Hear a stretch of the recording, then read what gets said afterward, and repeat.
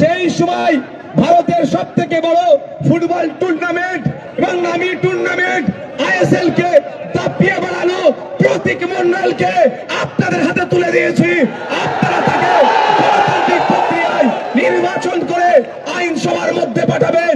আইনসভার মধ্যে গিয়ে দলিতদের কথা বলবে, আদিবাসীর কথা বলবে, হিন্দুর কথা বলবে, মুসলমানের কথা বলবে, কৃষকের কথা বলবে, ছাত্রের কথা বলবে, যুবকের কথা বলবে, পুরুষের কথা বলবে, মহিলার কথা বলবে, আমাদের কথা বলবে, বাংলার কথা বলবে। বাংলাকে এগিয়ে নিয়ে যাওয়ার জন্য বারবার আওয়াজ তুলবে। যেমন ভাঙড় থেকে আবার পুনরায় খামচিহ্ন বিধানসভাতে যাচ্ছে, ক্যানিং পূর্ব থেকে খাম সিম্বল যাচ্ছে, ক্যানিং পশ্চিম থেকে খাম সিম্বল যাচ্ছে, সাথে সাথে মিনাখা বাসন্তী থেকেও খাম সিম্বল বিধানসভার মধ্যে যাচ্ছে। আমি বরঞ্চ 5 বছরে ভাঙড় নয় রাজ্যে দৃষ্টান্ত তৈরি করেছি, যে দৃষ্টান্ত আছে মিনাখার মানুষও গ্রহণ করছে, যে উদাহরণ ভাঙড়ের উদাহরণ মিনাখার মানুষও গ্রহণ করছে। আর কোনো কথা হবে না, প্রতীক মন্ডল এবার মিনাখা থেকে খাম চিহ্ন জিতে বিধানসভার মধ্যে যাবে। গতবারে আমরা আমাদের লেফট ফ্রন্টের পক্ষ থেকে সিপিআইএম দাঁড়িয়েছিল, এই তো দাদা দাঁড়িয়েছিল, কমরেড দাদা। আমরা তার জন্য সর্বোচ্চ লড়াই করে যদি ঠিকঠাক ভোট হতো তারপরে 45,000 ভোট পেয়েছিলাম। এইবারে দাদা আমাদেরকে সুযোগ দিয়েছে, মিনাখা থেকে দাদা তার ছোট ভাইকে জিতিয়ে বিধানসভায় পাঠাবার শপথ নিয়েছে। এই লড়াই দেশে থাকার লড়াই, এই লড়াই আমাদেরকে লড়তে হবে এবং এই লড়াই আমাদেরকে জিততে হবে। আগামী দিন মিনাখার জলকরের যে তোলাবাজি বন্ধ করার লড়াই, এই লড়াই তোলাবাজি বন্ধ করার লড়াই, এই লড়াই কাটমানি বন্ধ করার লড়াই, এই লড়াই সুষ্ঠু সমাজ ব্যবস্থা দেওয়ার লড়াই। তো এই লড়াই আপনাকে আমাকে একসাথে লড়তে হবে। একদিকে ধর্মনিরপেক্ষ দল, একদিকে আইএসএফ ইন্ডিয়ান সেকুলার ফ্রন্ট, অপরদিকে লেফট ফ্রন্টের সমস্ত শক্তি আমরা ঐক্যবদ্ধ হয়েছি। গতবারে আমরা সন্দেশখালীতে লড়াই করেছিলাম দাদা মিনাখাতে, এইবারে দাদা ভাইরা একটু চেঞ্জ করে নিয়েছি। আমরা খাম চিহ্ন মিনাখাতে, আবার গাছদাতরি তারা চিহ্ন সন্দেশখালীতে, কিন্তু লড়াই আমাদের চোখে চোখ রাখতে হবে। মিনাখাতেও জিতবে, সন্দেশখালীতেও জিতবে, বসিরহাট উত্তর জিতবে, বসিরহাট দক্ষিণ জিতবে, বালুরঘাট জিতবে, বিকাশর জিতবে, প্রিয়াঙ্কা বর্মন জিতবে, মীনাক্ষী দি জিতবে, দীপশিতা দি জিতবে, বিশ্বজিৎ মাইতি জিতবে, ও শামসুর আলী মল্লিক জিতবে। এমন করে বাদুড়িয়া থেকে আমরা যেখানে যেখানে ঐক্যবদ্ধ অর্থাৎ 294 সিটে লড়াই করেছি। এটা 2021 নয়, বিজেপির বাইনারি দেখিয়ে বিজেপি চলে আসবে গল্প শুনিয়ে আমাদের ভোটটা লুট করা হয়েছে। আমরা বুঝে গিয়েছি যে বিজেপি আর তৃণমূল আলাদা নয়। এই বিজেমূলকে আটকাতে গেলে, এর যোগ্য জবাব দিতে গেলে ইন্ডিয়ান সেকুলার ফ্রন্টের হাতকে শক্ত করতে হবে, বামপন্থীদের হাতকে শক্ত করতে হবে। তাই বামপন্থী আর ইন্ডিয়ান সেকুলার ফ্রন্ট এক জায়গায় হয়েছে বিজেপি তৃণমূলকে বাংলা ছাড়ার জন্য।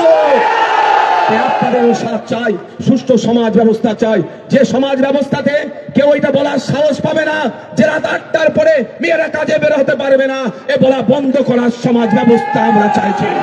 যে সমাজ ব্যবস্থাতে আমরা ওরা কোনো বৈষম্য থাকবে না, যে সমাজ ব্যবস্থাতে উচ্চবর্ণ পিছিয়ে বর্গের কোনো বৈষম্য থাকবে না, যে সমাজ ব্যবস্থাতে ফেক এসটি/এসসি সার্টিফিকেটের রমরমা বন্ধ হয়ে যাবে, যে সমাজ ব্যবস্থাতে ওবিসির নামে মুসলমানরা যে বঞ্চিত হচ্ছে এই বঞ্চনার হাত থেকে মুক্ত থাকবে, যে সমাজ ব্যবস্থাতে ওয়াকফ সম্পত্তি লুট বন্ধ হয়ে যাবে, যে সমাজ ব্যবস্থাতে দেবত্ব সম্পত্তি লুট বন্ধ হবে, যে সমাজ ব্যবস্থাতে চায়ের টান গরম থানের জায়গা যে চুরি হয়ে যাচ্ছে সেটা বন্ধ হবে, যে সমাজ ব্যবস্থা আমরা আনতে চাইছি সেই সমাজ ব্যবস্থাতে আমি আমার নাগরিক অধিকার মাথা তুলে নিয়ে বাঁচতে পারবো, তার ব্যবস্থা করা হবে।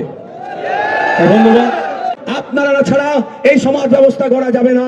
সব থেকে বড় অস্ত্র আপনাদের হাতে আছে ভোট। তাই আপনাদের বলবো, ভোটের আগের রাত্রে 500 টাকা বিরিয়ানি প্যাকেট দিয়ে কেউ ভুলানোর চেষ্টা করলে আপনারা ভুলে যাবেন না, তবে বিরিয়ানির প্যাকেট 500 টাকাও কিন্তু ছাড়বেন না,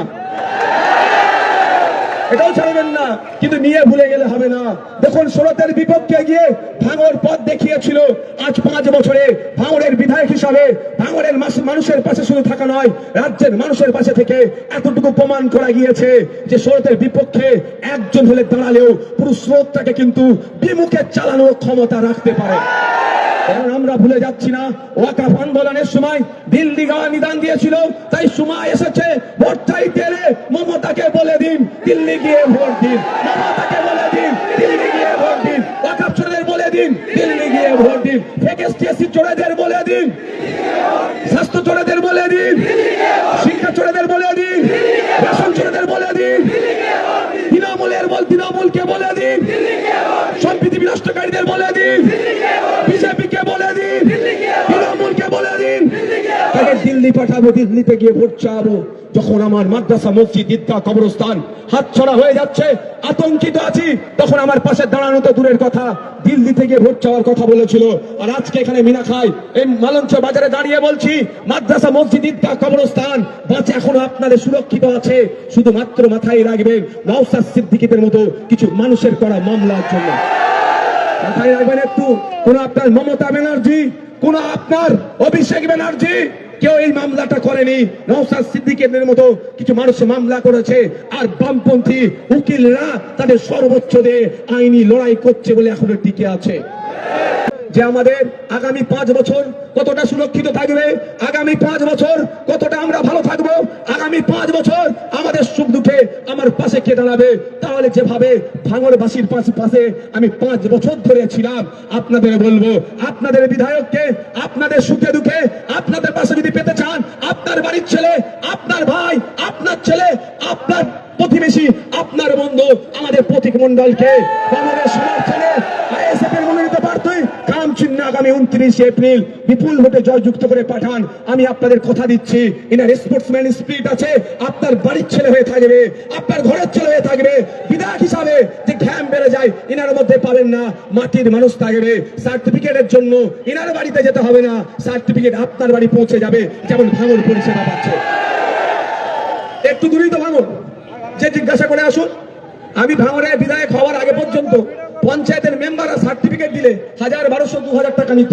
আর আমি বিধায়ক যেই ভাঙড়ের মানুষ করেছে, সার্টিফিকেট আমার কাছে আনতে আসতে হয় না, ওরা ফোন করে বা আমার অফিসে জমা দিয়ে গেলে, আমি ভাঙড়ে না থাকলেও আমার পার্টির ছেলেরা নিজের গাঁটের টাকায় তেল খরচ করে আমি যেখানেই থাকি না কেন সই করিয়ে সেই কাগজ ভোটারদের বাড়ি পৌঁছে দিয়েছে এই বিগত 5 বছর ধরে।